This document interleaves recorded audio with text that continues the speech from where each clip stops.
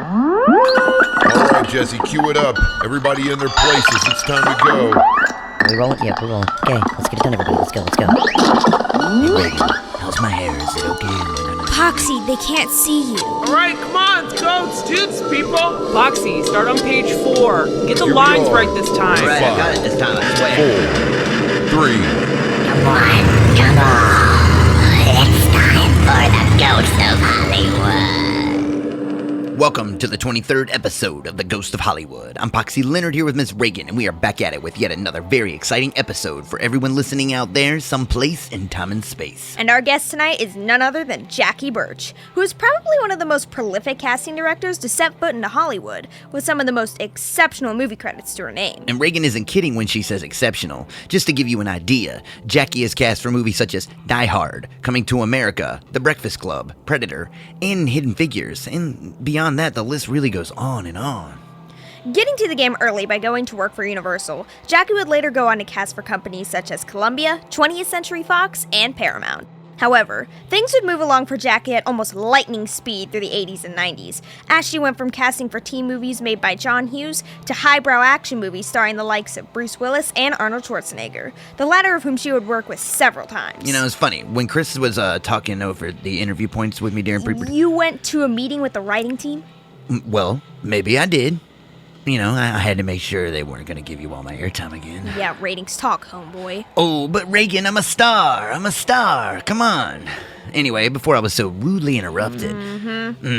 Well, can I talk? No. Fine. Chris was telling me how, Arnold directed a movie, actually, right? And it was called Christmas in Connecticut. And Jackie cast for it. To be honest, I just can't tell you how intrigued I was to learn this trivial fact. Have you even watched Christmas in Connecticut? 7 times since yesterday. You're so full of shit. Maybe, but I definitely probably have it on my watch list now.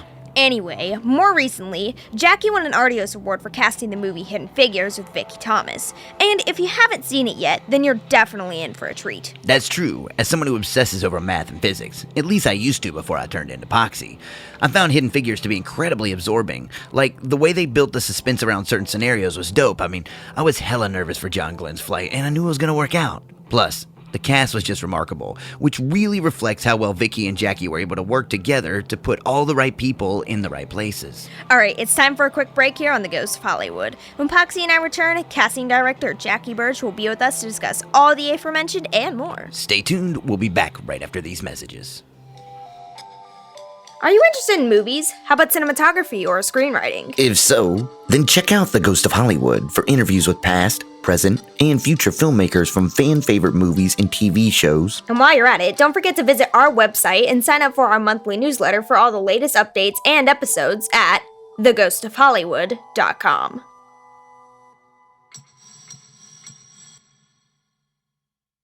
Welcome back to The Ghost of Hollywood. I'm Poxy Leonard here with Miss Ragan, and we'd like to introduce our guest tonight, casting director Jackie Burch. Early on in her career during the 1980s, Jackie would begin working as a casting associate for Universal Studios, until 1983, when she would work as the casting director for The Notorious Psycho 2, which would be the first of several pictures she would cast for Universal throughout the 1980s. During her time at Universal, Jackie would cast several more notable movies, such as Cloak and Dagger, Into the Night, and Mask. But her most significant casting there would take place while working alongside director John Hughes to cast 3 of his most prominent movies, this being 16 Candles, The Breakfast Club, and Weird Science. After her time at Universal, Jackie would go on to cast box office hits such as Commando, Fright Night, Predator, Coming to America, Dick Tracy, and that's just a half of it. In 2017, Jackie was awarded the Artios Award in Best Casting for the feature film Hidden Figures, which is shared with Vicky Thomas. All of that said, thank you for joining us on the show, Jackie. How are you? I'm good, thank you. All right, Jackie, from what I was able to find in my research, you began working for Bob Edmondson as a casting director on the films Movie Madness and Wacko. Is this where your career in casting direction actually began? No, I was a teacher of the deaf for 1 year, and a friend of mine said, "Do you want to come work for me while my assistant goes on vacation?" And I said yes. And then once I got there, and even though I didn't know how to do anything, I fell in love with what casting was all about. And so I said to them, if she quits, I want this job. I said it to her too. And And she quit like soon after, and I got the job, and that's how I began to learn. So when you first took on the job at Universal, what were some of the first things that you had to do? Or did you initially just work as an associate? Well, I was or? a coordinator for Michael Chinage. So basically, it was all the paperwork. But we started with Coal Miner's Daughter, and it was the end of, I think he had finished Animal House, I think. So it was just someone in the Black Tower was teaching me how to do all the start page, the completion, and just understanding what this part of the job had to do besides the fact of the creative part. That makes sense. Now, so at what point did you veer? Was working with on Forbidden World with Edmondson or these other jobs? Were they kind of side jobs that came up along the way? Or? No. I stayed at Universal for a year. After I got totally trained, I even wrote a pamphlet for the next person coming in because there was so much detail that someone had to learn. And then when I couldn't move up there, I went out into the independent world, and that's when I started. I worked for Bob for a while. I did a Roger Corman movie, and then eventually Michael pulled me back to be on staff with him. Now, before you got back on staff at Universal, what happened with your experience working on Forbidden World? Because I know, when we had read, and I know that there was apparently there was no script. So how did you deal with the situation when that came up? I remember a script, and I remember Kirstie Alley came in. I was just always very open, so I saw anyone who wanted to read for something, and it was Alan Hertzberg, right? Alan Holtzman, I believe. Holtzman, yeah. I loved working with him, so it was a good experience. Now, how long did you work on that project? Do you remember? No, but usually, I'm on most projects like 10 weeks, but that might have been shorter because it was a lower budget. Now, so when you get back, to Universal, you began working there as a casting director when you came back, correct? What led to the? Oh, okay. So what led to the return? I was on staff with Michael, so that when scripts would come in, we'd read scripts, and I'd say, "Oh, this is who should be in this." And he would always go like, "Oh, yeah." And then he'd come back from the meeting and he'd say, "Yeah, you got it right." And so I did that for a while. And then I think the first movie I cast there was Psycho 2, which was very exciting for me to meet Andy Perkins. Yeah. Oh, my gosh. Yeah. And he was kind of like what you think he's going to be like from a Psycho 2 movie. And it was just a great experience. I loved all the people I put in that movie. Yeah, what was the detail behind the casting of that? Because, Psycho 2 is a pretty prolific film. And they had, Perkins directed the third one, I believe, didn't he? But I don't remember who directed the second one. Yeah, I didn't do the third one. Now, go ahead. That goes back a long time. Now, when you began casting for Psycho 2, what were some of the roles that you really had to focus on, or what were the challenges that came up with that movie? Well, the Meg Tilly role was something, but I really, really liked her. I'd seen her in one other thing, and so I really went after her for that. I thought she was kind of a great actor to put against him, and I just thought she would be so interesting because she was so different than most actresses. Did she show up to read for the part, or did you go out and find her? I'm pretty sure she came in and read for the part, but again, sometimes these memories they're just hard because it was so far, a while ago. But once I think she came in, it was obvious that she was the girl. So, while at Universal, you would work with John Hughes for the first time on his movie, 16 Candles. During an interview on Rediscover the 80s, you mentioned meeting John while casting for National Lampoon's Joy of Sex. Yes. What about this encounter led to his interest in having you cast his movies when he first came to Universal? Well, John and I got friendly when I was an associate casting director on Joy of Sex, and we spent a lot of time together, and then the movie fell apart. And it's so funny because it was just when Kevin Costner was probably going to get cast. And years later on Hidden Figures, he asked me why he didn't get the part, which I thought was so funny. So then when I was on staff at Universal and John found out, he just said, "I want Jackie to cast 16 Candles." And that's how it started. Now, when you real quick, because Hidden Figures is a fantastic movie, by the way, and we'll bring it up a little bit later because I know that you won an award. Vicki Thomas did the LA part of it, and I did the local here. Now, when you were working on Joy of Sex with John, at the time, you're saying that that Costner had tried to get in on a role for there when he was still up and coming. Yeah, he had just come in to read for the lead guy, and everybody wanted him, and then the movie fell apart. So I guess that's what you told him happened then. Yeah. After all those years later, I guess he was wondering. It's funny that he remembered it and thought about it 40 years later. I know. I thought it was so funny. How was it working with him on Hidden Figures? He's such a big star. Oh, he was great. He was nice to everybody, and he was, he's very serious about his work, and he got along great with Ted, and it showed the end result. It was wonderful. Now, when you began to cast for 16 Candles, I know that, we'll talk a bit about Breakfast Club in a minute, and that was a little more consolidated. But with 16 Candles, this is the first time that you and John had collaborated. And there's a lot of different parts. Mm-hmm. I know you've told a lot of different stories about the characters and the reasons that you've cast them. Now, at the time when you were in pre-production, how did you and John work back and forth to establish each character in order to kind of build the movie? Well, he definitely is a collaborative director. And so right away, he was so down to earth. And, the great thing was, it wasn't like the studio said, you have to have names or, the way you make movies now where everything is who's a name that's got, cachet behind him and all that. And so I had total freedom. And so, we knew Molly was in it. And then the process began. And so I began seeing everybody in LA. Then I went to New York. I found a lot of the people in New York, like Blanche Baker was from New York. Dong's girlfriend I went to a play in New Jersey with a friend of mine, and I found her there. So, they came from all over. Now, and at this point, this is an early one for Jamie Gertz, isn't it? And there's also Michael Scheffling. And did you cast Jamie Gertz for this as well, directly?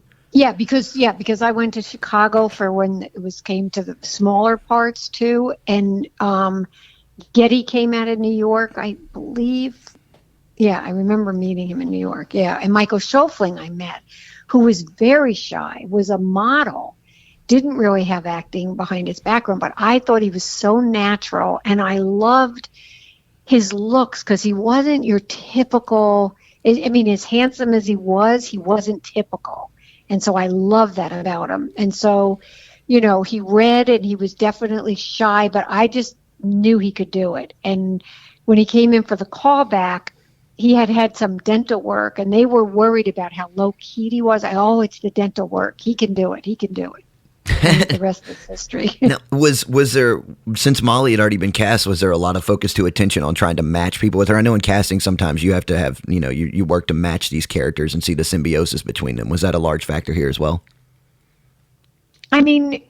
Yes and no, because it's like I went after the people that I thought would be really good for the role, and then I just assumed with her they would get along great because she's so talented, and, it just worked.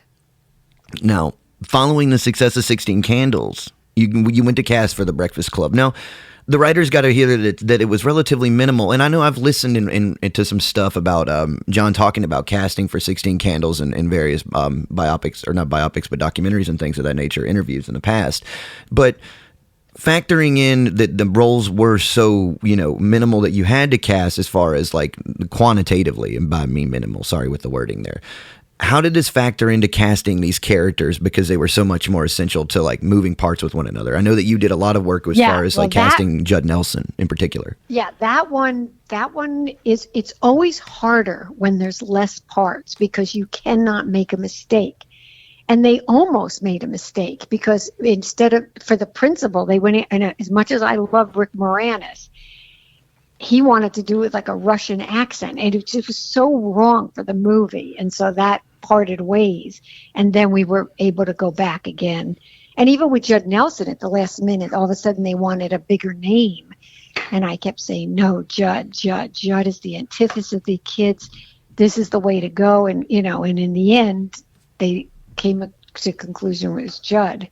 This was kind of like a breakout role for him too. I mean, I had heard that Anthony Michael Hall was there when he had shown up and kind of came in casting in character and had flown in for this. Were you there when all of this took place? Yeah. Well, when I first met Judd, he had the wardrobe of that character when he walked in the room, because I had been pulling guys off streets. Like, it was desperate time. I could not find someone in LA or New York at first. And then all of a sudden, Judd came in and I thought, oh, I knew I found him, because he was the antithesis of all the kids. He was, a really good actor, very smart guy. And, then it became callbacks. We're back in LA, and, John had us read John Cusack because he knew him from Chicago. So we flew him in, and then there was talk about bigger names. And in the end, everybody, at least, John agreed with me. It was Judd. And then somehow it was Judd. Well, Judd Nelson was quoted as saying that he didn't audition for the 1986 film Blue City. So, having cast him and Ali Sheedy in The Breakfast Club just a year prior, why did you decide to cast them both for this film as well? Well, what happened was we had gone after Ali for 16 Candles, and she was busy.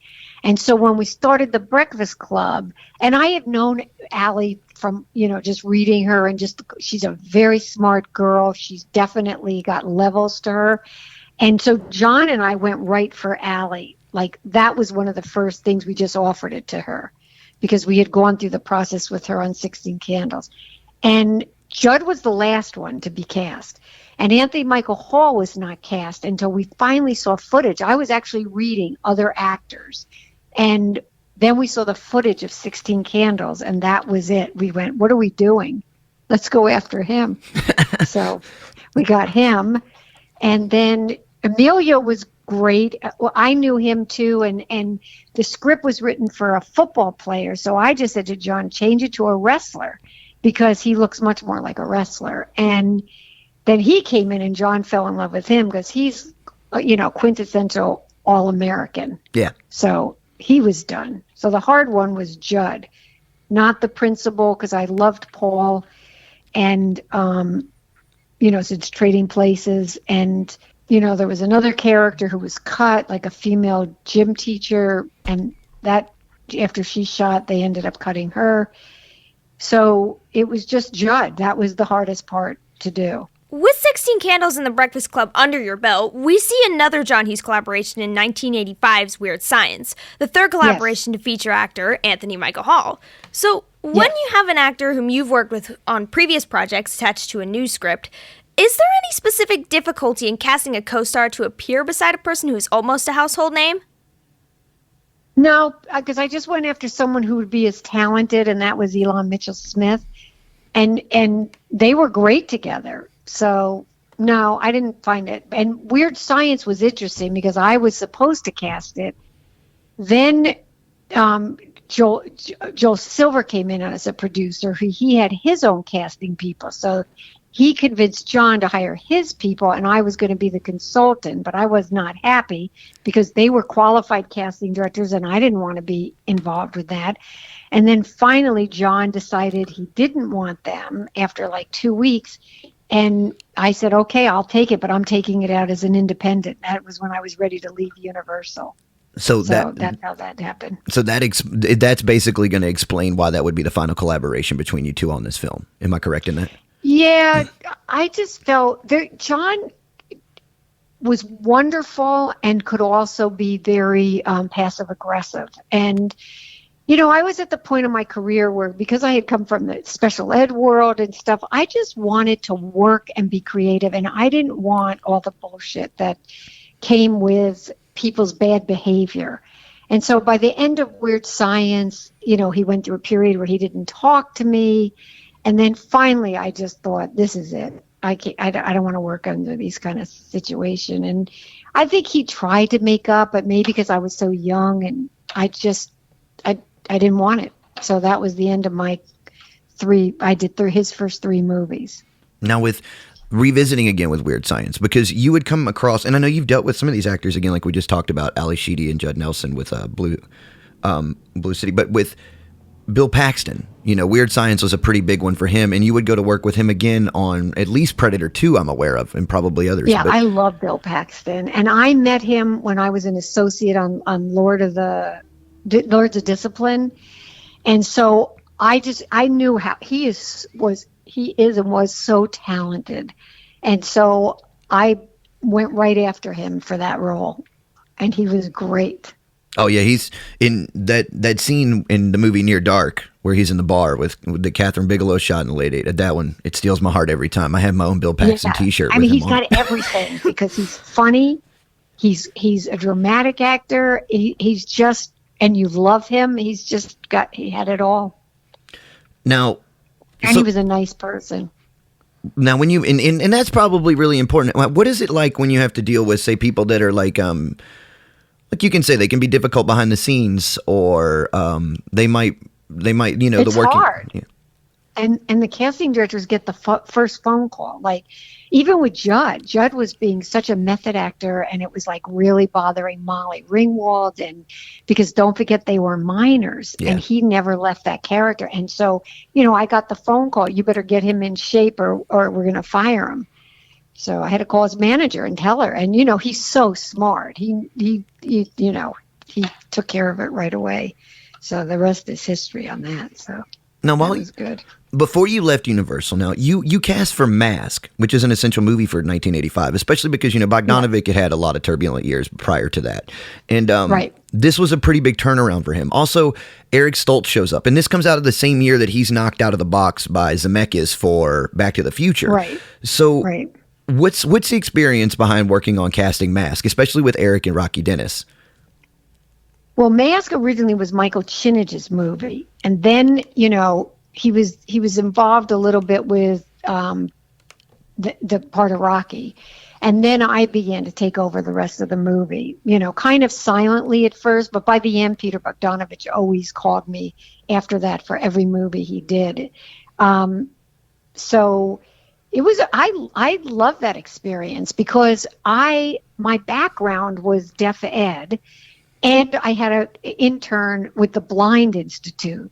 So that one character that Laura Dern played, I was right at home. And when we went to the real camp where Rocky went that summer, where it had blind kids, deaf kids, everybody, different kinds. Yeah. I interpreted for Cher because I knew sign language and I was an interpreter.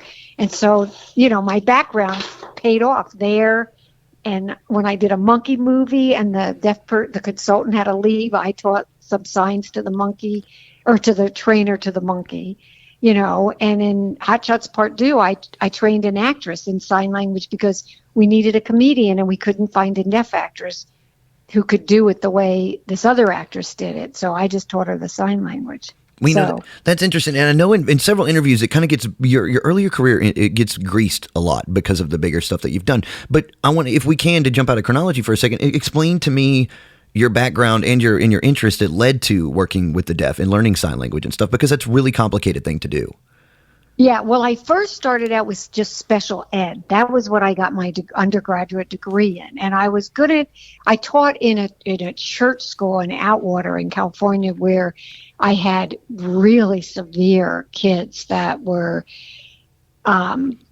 so extreme with their, diseases, or and it was very hard. And then when I came to California to enter a master's program, they said, you got to pick a field. And I thought, well, because of Helen Keller, I was always fascinated by the deaf, by sign language. And so I thought, I'll just take my master's in deaf ed. I mean, it was just like, a quick decision. And my master's program had mostly deaf people in it. So I had to learn sign language fairly quickly if I wanted to talk in class. So you're very much immersed in this world in a way. That's yeah. Now, have you ever revisited that all, or is it mainly just come up in these peculiar instances, like you're saying, on movie sets? It's funny. Once I got into casting, I never looked back. I never wanted to go back to teaching, but I've signed my whole life, even if it's like I go to the movies and I'll sit there and I'll sign, and I kept up the sign language, fairly well. Now I don't really have any friends here that I can sign with. in LA, I did. So I had deaf friends that I could keep communicating with, and so that was great. Now, But it's a beautiful language. returning back to Mask, I know you have some experiences because you actually Cher read for the part. I mean, I think people might misconstrue that She Cher did. read and She actually did. you cast her for this. So what was the story behind that?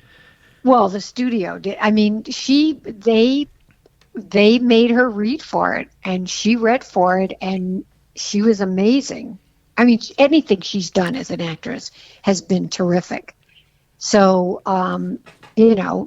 and everybody saw the tape, and that was it. She got the part. Now, this is where did you cast Roddy McDowall in Fright Night 2? Yes, I love Roddy McDowall. How was working with him? Because he's had such an favorite extensive movies- career. Yeah, my favorite movies are like the 1930s and 1940s. So All right. anytime I could, like when I did Donald in Out to Sea. Yeah.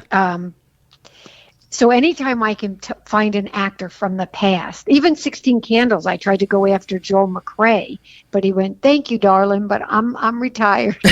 But it's like those were my heroes, and it's like, oh my God, I'm saying the one actress who was married to a head of the studio, Jennifer Jones. Okay. I got to go to her house, and I loved all the Jennifer Jones movies. And it's so funny because she had a horrible experience with the casting director when she first started her career. The casting director thought she was awful, and she never forgot it. And then the head of the studio loved her and gave her a movie, and then she ended up marrying him, after that. And she wrote me a letter saying, "I used to hate casting directors until I met you." And Oh, wow. And I went to her house with Jack Lemmon, by the way, so that was another thrill. Oh, wow. Yeah, I know. We've got it. We're going to have to, once we get to Out to Sea, I'm going to fanboy you for a minute because I know that was like their penultimate thing. Exciting. Oh, my God. That was very exciting. Yeah, Lemon and Mathau are definitely classic. And, and that's interesting you bring up Roddy McDowall. When I was a kid, my first introduction to Roddy McDowall was the original That Darn Cat, when he plays like crazy guy with the gun. And he worked with Lester later in Class of '84, and I know you and Lester eventually collaborated on Commando. But go ahead, Ray. What were you going to say? So, after your work on Fright Night, you would cast for Commando, which would be the first of several projects where you would work with Arnold Schwarzenegger. Following your future collaborations with Arnold on Predator, The Running Man, and Red Heat, Schwarzenegger hired you to cast his only feature-length film, Christmas in Connecticut. So, could you tell us a bit about your working relationship during that time period? Yes. I mean, first of all, that was the first time I had really done an action movie, and it was because of Joel Silver. Like, it was almost like he put me through a test on weird science. And then when he got a movie, he called me up. He goes, "I know you don't like me, but do you want..." And it wasn't that I didn't like him. I didn't like being pushed out like that by him convincing John, But, I still worked with him well through the whole weird science once it got turned around. Yeah. And so I thought, okay, because I think if you have a casting eye, you can cast any kind, comedy, this. So I just took it on as a challenge. And, I met Arnold, who was great, and he had never worked on a studio picture. So he didn't even know that he could drive on the lot. And then I had to teach him how to kind of read with actors, because that's something he didn't do either. What was that experience like? It was interesting because, but he's so smart that it's so easy, and he had a great sense of humor. And, because we did have him reading with the actresses, but I felt, the best actress with him was someone a little bit more ethnic. And for some reason, like when Ray Dong Chong came in, that was the chemistry that I didn't find with some other actresses. Now, with Commando, Alyssa Milano's in there, right? Young Alyssa Milano, yes, isn't very she? young. And I had to call her mother to see, there's a rape scene. Are you okay with this? This is, because I can't remember if the time, maybe the scripts weren't going out, but I had to make sure that was going to be fine with her, and they were fine with it. And she was like either 9 years old. She was very young. Yeah, now have you spoke with her ever since then? Have you been able to maintain in touch or revisited with her? Not in recent years, but definitely after that experience where she grew up, because I kept in touch with the mom for a while. Yeah. So that's that, you know, and Dan Hedaya, who every time he held a gun, he blinked his eyes. So they had to keep like staying on top of him not to do that. So, but I love Dan Hedaya. So when, what was it like working with Mark Lester on this film? I had a very good experience with him. Very nice. And, it's, and I'm trying to think if that's where I met Jean-Claude Van Damme. He wasn't in Commando, but I put him in Predator. Oh, but yeah. I think he used to come around my office all the time telling me that he could jump high. And, but at the time I didn't have anything for him until Predator came along. And that's when I said, wait, he could be the Predator, and then everybody started to really look at what he was capable of doing. And he was so poor, he put his stuff in my garage because he had to pack up and move out, but then he got fired. Yeah, that's what I was going to ask about, because there's it's like a legend around Predator, and kind of one that's obscured, but when people know it, it's always intriguing, because there was a lot of complications with the original suit on set, which was later modified and changed. Very hot. It was in Mexico, and he was complaining all the time, and I don't know, eventually all I got the phone call was they got rid of him. So what do you have to do when you have to mitigate this situation? Well, they had fired him, and I heard after they fired him. So, I just had to make sure he was coming home, and everybody, the agents, everybody was all part of everything. And then they went a different way, and they went with that Kevin, who was very, very tall and did not have the same kind of movements, but they felt that it would work better. In retrospect, 1987's Predator is one of the quintessential 80s action movies, often making it onto top 10 lists all over the internet. So, fast forwarding 3 years later to the sequel, we see a brand new cast featuring Gary Busey, Danny Glover, and Bill Paxton, which we mentioned earlier. What general challenges did you face when selecting actors to follow such a commercial success in the first film? Well, it's funny. I wasn't going to do Predator 2, and I was trying to give my associate a break, but then she got really stuck. So then I jumped on and basically did the movie. So that's why you'll see two names there. I'm just someone who always loves good actors, and I don't love like the flavor of the month and stuff like that. So I'll always go after, and I mean, even some of them had career problems, like, Gary Busey had some reputation. I mean, what about working with James Woods on the Specialist? Well, at the time he was nice when I first met him, because he really, this was kind of something that revived his career. Yeah. So he definitely was not in a good place before that, but that was a turbulent, I think, between Sharon Stone, Rod Steiger, James Woods. That's to say they were not a match in heaven, but they did the job. They did a really good job on the movie, but I think there were definitely, I kept hearing stories about conflicts with Sharon Stone. Oh, so they were... And James Woods and Rod Steiger. But I loved Rod Steiger. Now, turning back to Die Hard, because I know you mentioned with the action movies. Now, what's funny is you say about being tested with action movies is you have basically cast some of the most important action, pretty much the most important action movies, or most quintessential ones of the 20th century. Now, that said, Alan Rickman comes up here, and when in reading his story was interesting. I know people probably want to ask a lot about Bruce Willis, but I feel like your experience with Alan Rickman was interesting in the sense that, you had run across him initially, but you passed on him for the role that he was looking for in something different. Now, you did describe him as in Red Heat. I was in Budapest, and they submitted him to me over a fax machine, and I just really liked him, but we needed a heavy that was much more of a physical kind of Russian kind of heavy guy. Yeah. And not heavy, but a heavy. Yeah. I know what you mean. And, yeah. And so I finished working in Budapest and came back to America, and Joel said, I've got this script. I can't remember if it was called Die Hard when I first read it. And I went, oh my God, I know who Hans Gruber is. And I went into Joel and I said, Joel, I know who the perfect guy is. We've got to get him out here. And Joel had seen his play in New York. And so he was, Joel always backed me. So it was a great relationship, even though people would find it hard to believe, but we really did creatively get along really well. And we flew Alan out. I read him in my office. I didn't like the way he was holding a gun. And only thing I know about guns is I do the water balloon thing at any of the fairs. And Okay. that's my only gun experience. And I always win that thing. So I knew how to hold a gun, and he was doing it in a very limp way with his wrist. And I did not want anyone to judge that and not see what this guy would offer to this role. And he was one of the nicest. It was the most fun, and it was the most memorable. And I never ended up seeing Alan Rickman again after Die Hard. And but I loved him until my heart was broken when I found that he died. And that was really very hard, because he's a person you meet once and it's like you've known him your whole life. And Incredible career. Right? Go ahead. Yes, he did. He had an incredible career. He was madly in love with someone he was with since very young.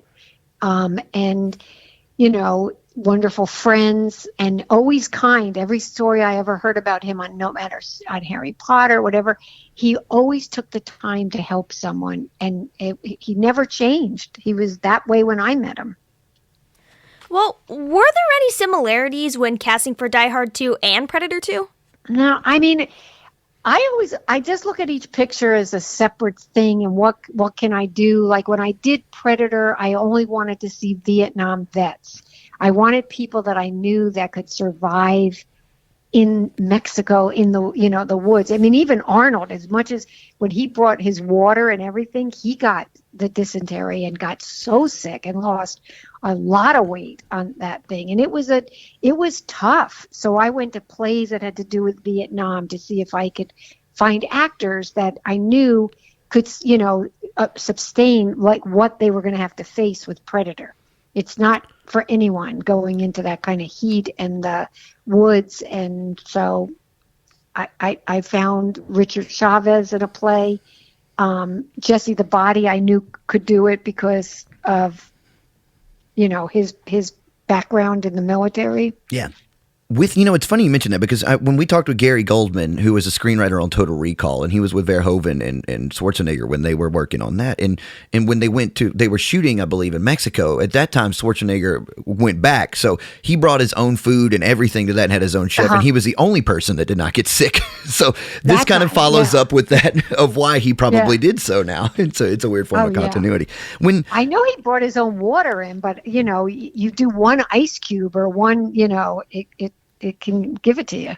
Yeah, with Christmas in Connecticut was unique because I never crossed that, and when the writing team had brought that up to us, it was sort of a unique experience. What was it like when he worked as a director and casting for him? He was wonderful. He was fun to work with. He knew what he was doing, and it was just easy. Now, when it comes to directing sequels, when it comes to casting sequels, are you initially contracted as the casting director during development of the first installment, or is this option presented to you after? How does this work?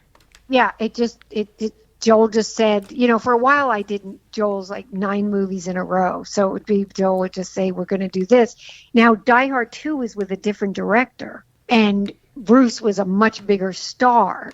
So things had changed. It wasn't like the first one where, John McTiernan was a shooter, not an actor's director, but a really good shooter. So if you put the right actors around him, you'll end up with a good result.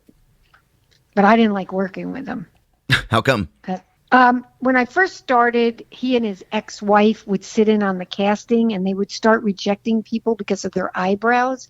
And I went into Joel and I go, Joel, I can't do this. This guy, he's not looking at the actors. He's looking at these little things, him and his ex-wife. And so Joel just kept telling me, just cast it, and just do it, whatever you have to do, and get it casted. So I kind of did and went more to Joel than I did McTiernan. Forever I will be staring at the eyebrows in that movie from now. You've done this. Well,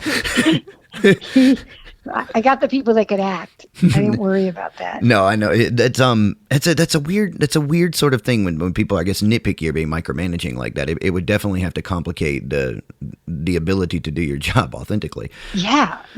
Now, when speaking on the business of being a casting director, run us through the quick process of how you become attached to these certain projects. I mean, I know they're unique in a situation, but are you typically under contract with the production company? Like, was that the case with Universal, or when you're an independent, are you kind of pulled in? Once you're independent, you're independent. So you just rely on someone calling up and offering you a movie. Oh, all right. So that's how it's going, and then at that point you get to decide. Normally look over the scripts and see if it's something that you're interested in, I suppose? Yeah, but building my career, it's either it was with relationships or people. So I don't remember really turning down anything. Most of my stuff I got offered was pretty good. Well, what about some of these, like, say when you cast Coming to America? What do you feel about how the remake all these years later with the same cast? I did not like it, and they used a lot of my cast, and they didn't even give me credit for original casting, which I thought was really rude. But why is that the case? Why does that happen? Because it was a different director, they had a different casting director, and I guess they didn't think they owed it to me. But I think it's a classy way to go when you're taking all the actors from the first one, basically, but they didn't, and I was fine. That is frustrating though, because the first one was so much better. Oh yeah, the first one is definitely a classic. What was it like? What was it like working with that, especially because Arsenio Hall and Eddie Murphy wanted to play secondary parts? Was it like when they wanted to do a lot of that out of character acting? How was that something that was addressed? John Landis, I'd worked with before, who I absolutely loved work. He was a director that if it wasn't working, he knew it was the material. He never blamed actors. Most people don't do that. They blame the actors, and and he's so generous. Like when I did Oscar with him, Jonathan Lynn was having trouble casting my cousin Vinny, and I had discovered Marissa Tomei. All right, she was in my Oscar, and John showed Jonathan Lynn the footage of her, and the rest is history. Oh wow, that's a unique little fact behind the scenes. That's pretty cool to know. So we talked about Out to Sea earlier. Now I know this was a big one for you, especially being a fan of the classics. And Mathau and Lemon go back in various ways independently. With like Lemon and McLean with like movies like Irma La Duce, and then you got The Apartment. Yeah, or Charlie Varick with Walter Matthau is one of my favorite movies. Now, in 1997, you would cast Out to Sea. Now, this was the penultimate role that these two would star in together. How did you get involved with this project, and what was your experience like working with Lemon and Matthau as people? I know a lot of people see them on the screen. Well, Matthau, I didn't have as much contact. When I submitted the list of actors, because this was my forte, I loved that era of actors. And so he came up to me and he goes, "What are you writing? A library book or so?" Because he never saw a list this comprehensive and long. Yeah. That I guess they sent it to those two, and so I didn't really get to know him as much. I got to know Jack Lemmon more because we went to Jennifer Jones's house, and because he just seemed more part of the process. But then it was Martha Coolidge that I worked with, and I love women directors. I just worked on the Lily Ledbetter movie, and it was women all the way down, crew, and it was just a wonderful experience. It's just different.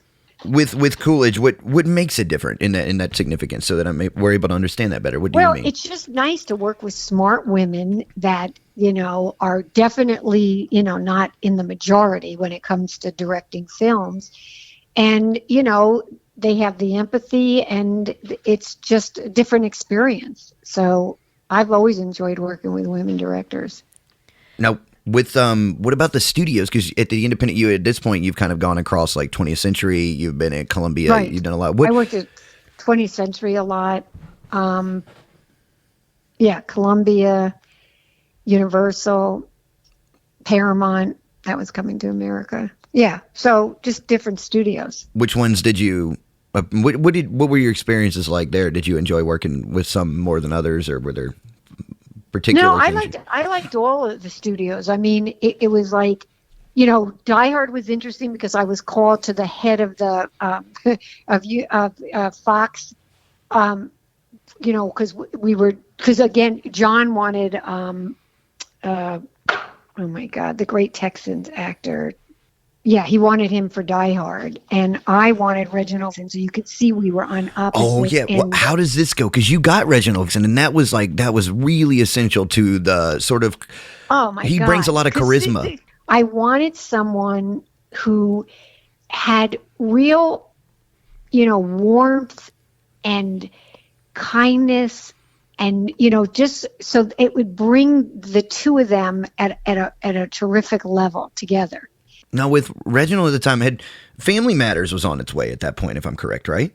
So yes, he had done Family Matters, but I knew him as a theater actor. Well, how did Family Matters? Robert Duvall. That's who. Oh shit! They wanted Robert Duvall instead. So you had a hell of a fight on your hands if you wanted to get Reginald Val Johnson. I had a big fight, but I knew. I just so when we went up to that big meeting, I was the only girl in the room, and I said, "Look, you know, he was pushing Robert Duvall," and I said, but you need someone who's going to bring something to Bruce that Duvall doesn't bring to Bruce. It's too similar in some ways. And Reginald was so warm and down to earth and just, you know, wonderful. And I'd cast him before. I'd seen him in plays. And I said, all I'm telling you is you should hire Reginald Johnson. And then they ended up doing it because I don't even know if they could get Duvall. And the money was exorbitant, and I got a phone call from the head of Fox saying you were right. He's great because they saw the dailies before me. I didn't see him. Were they concerned at all with? I want to ask you about the theater, but were they concerned at all with typecasting since he was so prolific as Carl Winslow at that time? No, because I mean, I knew him so much. And wait, I'm trying to think. Had he done Crocodile Dundee, or was that afterwards? I don't know. It's weird. It's interesting that you bring up Duvall too, because Duvall did Colors that year. So it's like, was he pulled off for Colors, maybe because he plays a police officer in that role? That was John's thinking. It wasn't mine. So I don't know. I mean, I love Duvall, but I just think that this was the way to go when we had Bruce. I agree. The empathy's right there, and then there's a lot of charisma to it. But he pulls it off so well. It's like I feel like for Reginald, it's like one of his other like say if you don't know him as Carl Winslow, which most people do, but that would be the second you would speak on. Now in the theater, you've done a lot of casting for theater. You're saying? No, not casting for theater, just knowing him from theater, and I had cast him for other movies before Die Hard, and so I knew he was a serious actor. It's like when Karate Kid came out. Remember when they cast him and everyone knew him from Happy Days, and he played like you would never think Pat Morita could do what he did in that. If you judge people from just doing, you know, a silly character, and most of the time it's because they can play that because they have such depth the other way. So I learned that lesson and never, you know, just isolated someone. Because the way they do it with casting directors, like when I first did 16 Candles, people thought I could only do kid movies. And then I did action movies. And then they thought, oh, she only does action movies. And then I did comedies. So people do try to pigeonhole you into different groups. How do you overcome that, or how did you overcome that? Because you did. I just kept changing, you know, and then I did Dick Tracy, which was like a really different kind of movie for me. Yeah, Dick Tracy was a weird movie aesthetically, period. What was that like? I mean, you had to cast like you had to cast Al Pacino in there. You got Dustin Hoffman, you've got Warren Beatty. Well, Warren Beatty had something to do with those two because I saw every single actor for Mumbles. Every single person read for Mumbles, and no one. One comedian, Stephen Wright, came the closest, and I'm telling you, so many people read for that. And with how is it? Because they're also caricatured in it. So when you're looking at these people, you know, and you know they're going to develop in the outfit, like you're saying, you're looking at. But the first person I hired was not one of Warren's buddies. Like he definitely feels more comfortable with people that he knows what he's going to get. And so the first one was William. He played Flat Top. Yeah, exactly. And I kept saying to him, "This is the guy. This guy can do this." And he was hesitant at first, and then even sometimes after, but he was very happy with him in the movie. And then, but it's hard to break in these new actors when, he's always had movies. Basically, Warren's been in where it's big names. And so he brought Al Pacino in, and he brought Dustin in at the end. Is that where? I mean, Dustin came in. Who brought after? Who brought in Dick Van Dyke? I'm sorry, I didn't mean to interrupt you. That was me. Yeah, I was wondering. So tell me about that one. Okay, that was me at 3:00 in the morning. Because what I used to have to do is I'd have to work all day, go home and put my baby to bed, and then go back to Warren's house because he was more of a night person. And we were there. We were trying to think of the mayor and all this thing. And all of a sudden I went, oh, my God, because those, again, are my favorite shows. Yeah. Dick Van Dyke, Mary Tyler Moore, any of those from that era. And I went, oh, my God, I know who it is, Dick Van Dyke. And Warren loved the idea, and the rest is history. Then we had to get Dick Van Dyke in the movie. No, and then Charlie Korsmo, he's in the film as the kid, and he goes on to play in Hook, and now he's out of the industry. But was that totally out? He was working for the Benecott. What happened was Warren wanted me to go look at the another casting director's search.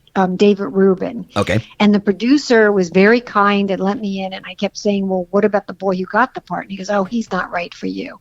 And so I immediately went back to my office and got in touch with Charlie Korsmo's agent and said, I really, really want him to tape for this. And the kid is a genius, which I knew would be also a selling point for Warren because he's so brilliant. Yeah. And he didn't have to talk to him like a child. He could talk to him like on equal ground. That's how smart he was. And so second Warren saw his tape, we flew him in. Then we had a little bit problem with the deal because, the money. And anyway, it eventually worked out and the rest is history. Charlie was in the movie. As a casting director, how do you deal with budgets? Well, you have to be aware of them, but you also have to go after actors that you think are right. And, because sometimes they'll say no and then somehow they'll come up with the money. But I know that once Bruce got paid that, they didn't have the money because at first they didn't want to pay for bigger names even because they didn't want the budget going higher than that. So there were definitely other names that were in consideration. But once, Joel got it by being on a plane with Arnold, Bruce's manager, and he's the one who said, "Yeah, you can have Bruce, but for $5 million," and that they ended up paying it. So that's what they took. Now, what if it's the other way? Are you ever given the point where you're given a large budget and you're like, "Hey, we've got a lot of room to work here"? I always like this casting who's right for the role more than worrying about the foreign market and all that. But you don't always have a choice. I mean, some movies you start and there's one actor attached or two, and some have nobody. So then you start from scratch and see, how much they want real big names or whatever. Well, when you take on an animated project, such as Alvin and the Chipmunks, what are the primary considerations in place when casting for voice actors versus live actors? Okay, well, I didn't do the voices of those things. I did the local casting, but it was like a huge cast. But, I had to cast the actors that pretended to be the Chipmunks. All right. So they'd have actors to play off, and that was fun. Wait, stop there. Explain that, because I'm naive to it. I want to know. They weren't looking at they had someone to react off of. So they had eye contact, and the actors would read with them. So, and then they would replace it with the real animated part. How do you cast for that? Like, where do you find people that you're like, I need you to I definitely tried to find shorter people and just people that, had comic timing and, could do that because it was time consuming and they weren't going to be on screen. Yeah, so they have to. So they're dealing with the animators and the special effects team, and to some degree here, then. Well, they're on the set every day, acting against the actors, and so they were, they were definitely around a lot. Now, but it was good.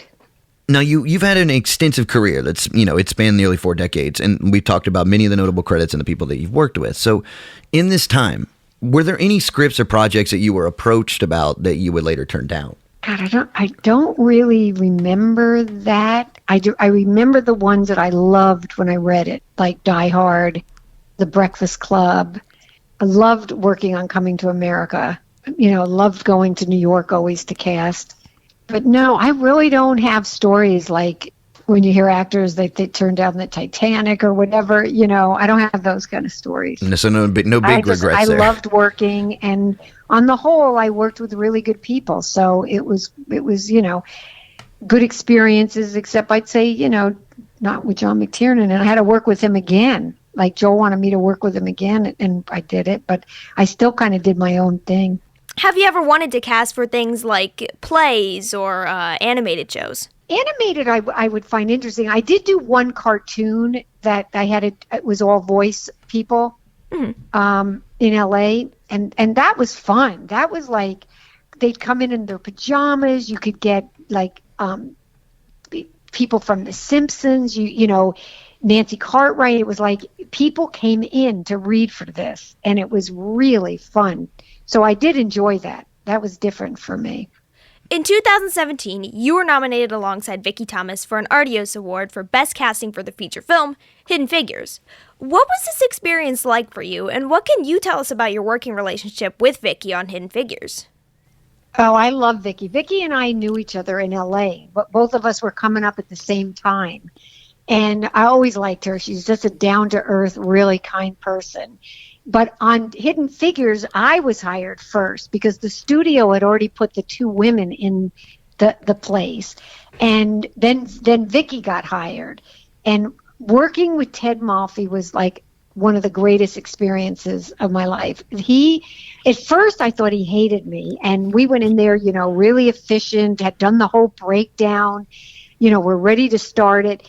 And it wasn't until we had our first session that I think he realized that he could trust me, and because he had only one other experience, and so it was I didn't know, but I guess I was being tested. And he has a great dry sense of humor, so at first you don't totally get where he's coming from, and but I just pursued ahead, and I didn't think it was a great first day because so many people wanted to be in this movie desperately that they were blowing their auditions. One guy wanted to work with Octavia, and it was like, this is a consummate actor here, and he couldn't get the lines out. And Ted's motto is, if they can't do it in the room, they're not going to do it on the set, even though in some cases that's not true, but it's what he believes, and I had to move on. And I kept trying to give that actor more chances, but it just didn't work out.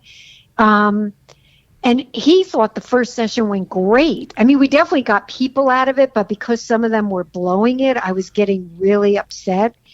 And then it just, from that point on, it was history. And I've tried to work with him unless it was something in LA and I was here and it didn't work out. But he's an amazing director.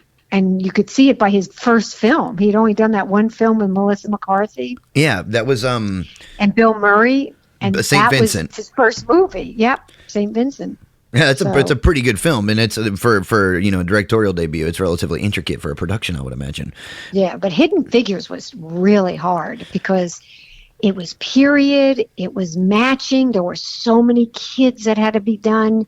And, I ended up doing around like 60 roles and then worked on, we had all the sessions because all the female actresses seemed to be here. And so I would run those sessions, and Janelle Monáe came in, then she tested again.